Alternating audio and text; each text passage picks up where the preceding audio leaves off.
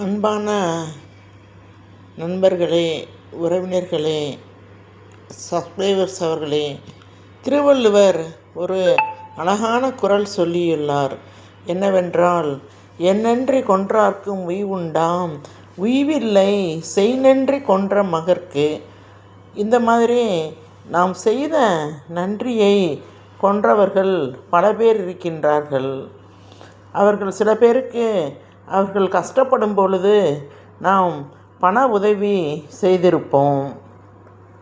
அந்த பண உதவியை மறந்துவிட்டு அடுத்து அவர்களுக்கு அந்த பணத்தை திருப்பி தரவும் மாட்டார்கள். அடுத்து அவர்களுக்கு வேறு பணம் கொடுக்க ஒரு ஏற்பாடு வந்தவுடன் நாம் செய்த நன்றியை மறந்து விடுவார்கள்.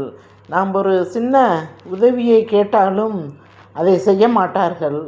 அந்தளவுக்கு மோசமான மனநிலை கொண்டவர்களாக, அவர்கள் கஷ்டப்படும் போது நாம் செய்த உதவியை மதிக்காதவர்களாக, அந்த உதவியை மறந்தவர்களாக இன்று மனிதர்கள் நடமாடிக்கொண்டிருக்கின்றார்கள். மேலும் சில பேருக்கு எவ்வளவோ உதவிகள் திருமணம் வரை செய்து முடித்திருப்போம். எல்லா உதவிகளும் செய்திருப்போம். அவர்களும் அப்படித்தான்.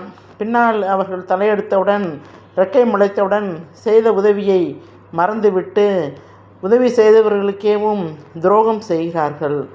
உலகம் இப்படிப்பட்ட மோசமான உலகமாக இருக்கிறது. மோசமான மனிதர்களோடு நாம் தினமும் வாழ வேண்டியுள்ளது. இதற்கு எப்பொழுதுதான் விடிவு காலம் கிடைக்கும் என்று தெரியவில்லை.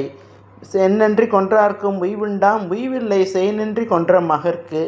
அவங்களுக்கு செய்நன்றியை கொன்றவங்களுக்கு உய்வில்லாமல் போகலாம். ஆனால் நம்ம பணத்தை கொடுத்துருக்கோம், எல்லாம் கொடுத்துருக்கோம், நம்ம உடல் உழைப்பை கொடுத்துருக்கோம். சில பேருக்கு அண்ணன் தம்பிகளுக்கு நிறைய உதவி செஞ்சுருக்கோம். எல்லாமே நான் நன்றி கெட்ட ஜென்மங்களாக தான் இருக்காங்க.